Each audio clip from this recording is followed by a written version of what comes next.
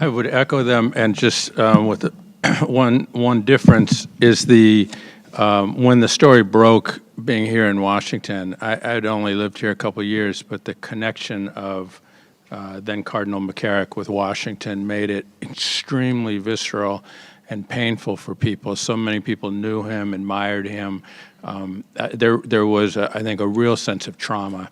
And throughout all of this, I think one of the sort of maybe under-noticed elements of this is how traumatic it is for people who have worked for the church.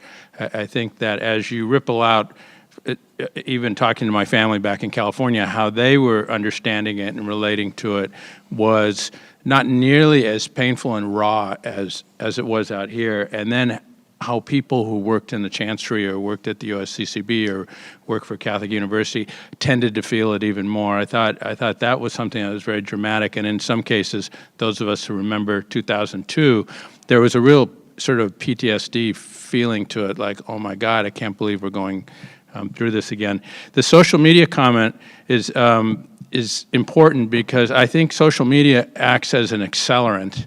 I think that there is, when I look at particularly secular media coverage, it often has this kind of eternal present to it also. And if we look back at some of the intervening scandals, for example, 2010, in Milwaukee with the deaf school there, things that happened decades before reported with a certain kind of breathless urgency. And one of the most common comments you hear is, oh, hasn't the church learned anything yet, even though you're talking about something that spans multiple decades of time. But social media is incredible. I mean, dealing with that versus how it was in 2002, and the pressure on all journalists to get something out quickly. At Catholic News Service, we were, we had the one experience with the letter from Archbishop Vigano.